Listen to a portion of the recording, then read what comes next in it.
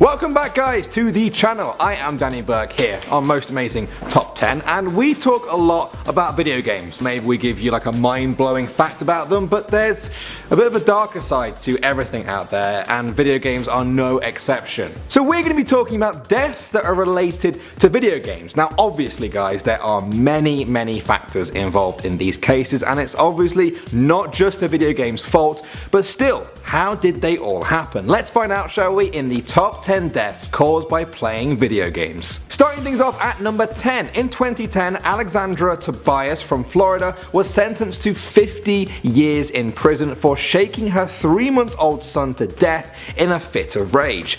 Now, what was the reason for that? Well, because the baby wouldn't stop crying when she was trying to play Farmville, the popular Facebook game. Sounds absolutely unbelievable, doesn't it? But sadly, it's not. It really happened. She pleaded guilty to the murder and told investigators that she shook the baby, smoked a cigarette to calm herself down, and then went back and shook the baby again.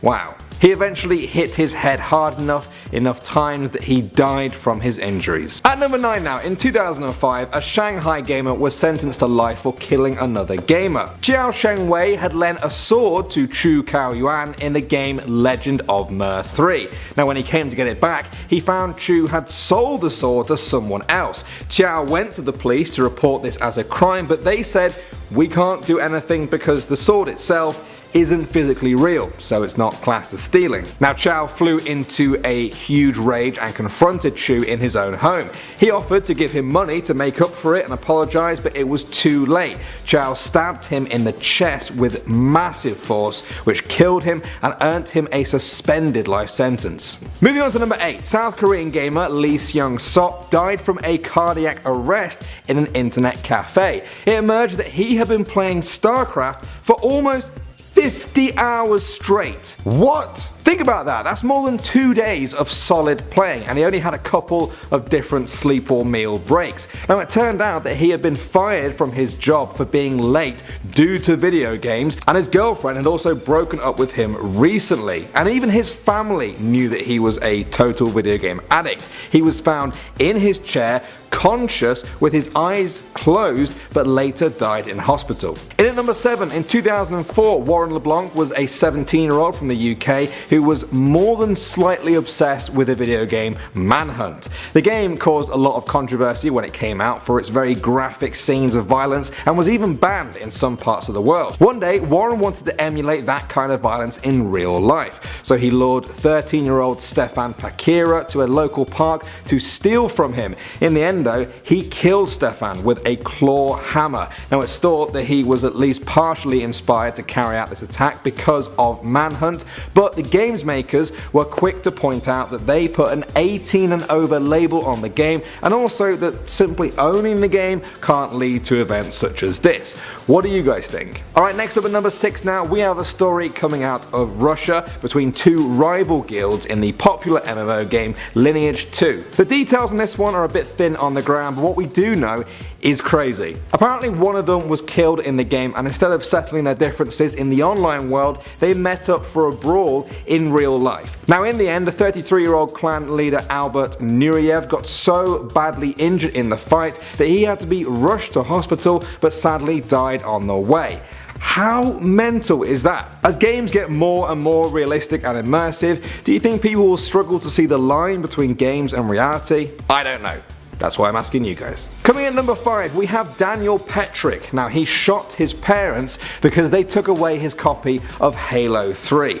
When Daniel was 16 in September 2007, he snuck out of his bedroom window to buy the game. When his parents found him with it, they took it away and put it in a lockbox. They said it was too violent and sexually explicit. But after a month, Daniel used his dad's key to open that lockbox where he found the game and a 9mm handgun. He walked into the living room behind them and said, "Would you guys close your eyes? I have a surprise for you." He then shot them both in the head. His mother died right there, but his father survived, although critically injured, and has since tried to repair the relationship with Daniel, who is now in prison serving 23 years. Next up at number 4 now, we have a Pokemon Go death from Guatemala. Cousins Jerson and Daniel, aged 18 and 17, were out hunting for Pokemon in the city of Chiquimula when they spotted a rare Pokemon in a house nearby.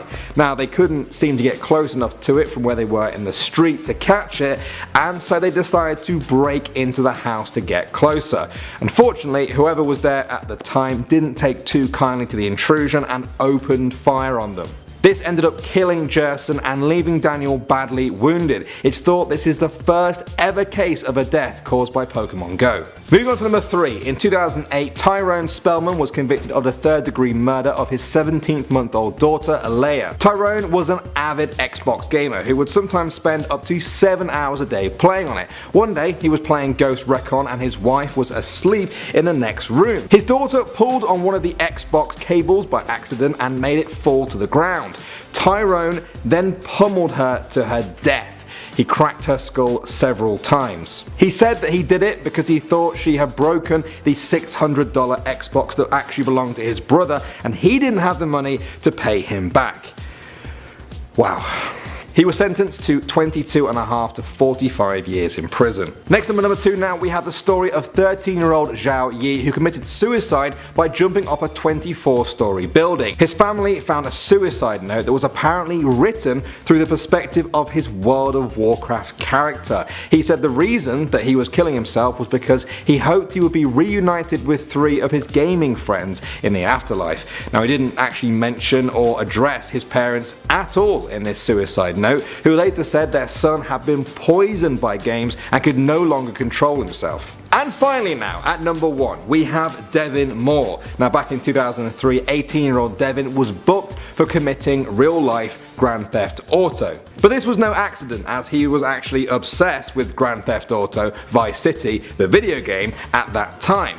But the lines between reality and video game had already blurred so much for him that when he got booked by the police officers for the real-life Grand Theft Auto, he grabbed one of their pistols and killed all 3 officers at that police station. He then stole a police car and fled from the scene. Now, before he killed them, Devin actually said, "Life is a video game, you've got to die sometimes." He was caught not long after this and sentenced to death by lethal injection, while the families of the victims actually attempted to sue Sony, Walmart, and GameStop for their part in the making and distribution of GTA Vice City. So there you go, guys. What do you think of all of these? Personally, I feel like there's a million different things that can lead people to do the things that they've done on this list. I think video games are a bit of a scapegoat sometimes, but hey, that's just me. Let's discuss it down there in the comments section. My name is Danny Burke. Thanks for checking out Most Amazing Top 10. You can find me on Instagram somewhere down there, and I'll see all you guys in the next one.